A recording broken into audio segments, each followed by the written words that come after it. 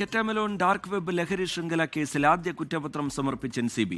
ആദ്യ കേസിൽ 4 പ്രതികളാണുള്ളത്. പ്രതി എഡിസൺ ബാബു രാജ്യാന്തര ലഹരി ശൃംഖലയുടെ മുഖ്യ കണ്ണിയാണ്.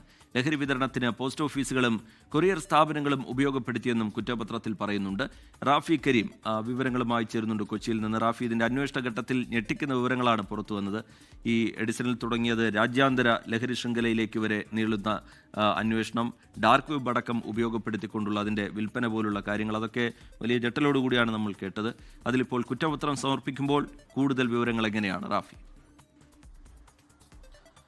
റിജിത്ത്, രാജ്യത്തെ ഏറ്റവും വലിയ ലഹരി നെറ്റ്വർക്ക് ശൃംഖല, അതായത് ഡാർക്ക് വെബ് ഉപയോഗിച്ച് വലിയ ലഹരി വിൽപ്പന നടത്തുന്ന ഒരു ശൃംഖലയായിരുന്നു ഈ വർഷം ജൂലൈയിൽ NCB തകർത്തത്. അതിനുശേഷം നടത്തിയ അന്വേഷണത്തിലാണ് മൂവാറ്റുപുഴ സ്വദേശിയായ എഡിസണും ഇയാളുടെ സഹായികളായ മറ്റു 3 പേരെയും NCB കണ്ടെത്തുന്നതും ഇതിൽ 2 പേരെ NCB പിടികൂടുകയും ചെയ്യുന്നത്. അതിനുശേഷം നടത്തിയ അന്വേഷണം അത് നമുക്കറിയാവുന്നതുപോലെ തന്നെ വലിയ ചലനങ്ങൾ സൃഷ്ടിക്കുന്നതായിരുന്നു. കാരണം രാജ്യത്തിനകത്തും പുറത്തുമായി വ്യാപിച്ചു കിടക്കുന്ന വലിയൊരു ലഹരി ശൃംഖല, ആ ലഹരി ശൃംഖലയ്ക്ക് ഡാർക്ക് വെബിന്റെ സഹായം, അതിലേക്ക് കടന്നെത്താൻ കഴിയാത്തത്ര വലിയ സുരക്ഷാ സംവിധാനങ്ങൾ, ഒപ്പം തന്നെ ഇതിനായി ആ ലഹരി വിതരണത്തിനായി അവർ സർക്കാരിന്റെ പോസ്റ്റൽ സംവിധാനത്തെയും കൊറിയർ സംവിധാനത്തെയും ഉപയോഗിക്കുന്നു.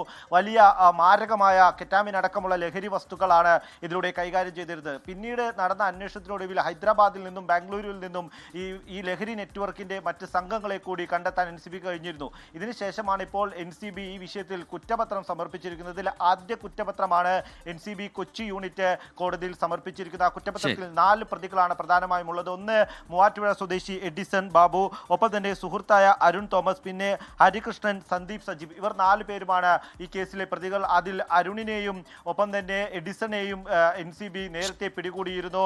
മറ്റുള്ള സന്ദീപും ഒപ്പം തന്നെ അജിത്തും ഇപ്പോഴും ഒളിവിലാണ്. ഇവരെ കണ്ടെത്താൻ ഇതുവരെയും NCBക്ക് കഴിഞ്ഞിട്ടില്ല. ഈ അന്വേഷണത്തിൽ പ്രധാനമായും NCB കണ്ടെത്തിയിരിക്കുന്ന വിഷയം രാജ്യത്തിനകത്തും പുറത്തുമായി വ്യാപിച്ചു കിടക്കുന്ന ലഹരി ശൃംഖലയിലെ പ്രധാന കണ്ണിയാണ് എഡിസൺ ബാബു. ഡാർക്ക് വെബ് ലഹരി ശൃംഖല കേസിൽ കുറ്റപത്രം സമർപ്പിച്ചിരിക്കുകയാണ് narcotic control bureau. Rafi Kareem കൊച്ചിയിൽ നിന്ന് വിശദാംശങ്ങൾ പങ്കുവയ്ക്കുകയായിരുന്നു. ലോകത്തെവിടെയായാലും ഏത് സമയത്തും 24 വാർത്തകളും ഓഗ്മെന്റഡ് റിയാലിറ്റി പാക്കേജുകളും എക്സ്പ്ലെയിനറുകളും വിശദമായി കാണാൻ ഞങ്ങളുടെ YouTube ചാനൽ നിങ്ങൾക്ക് സബ്സ്ക്രൈബ് ചെയ്യാം.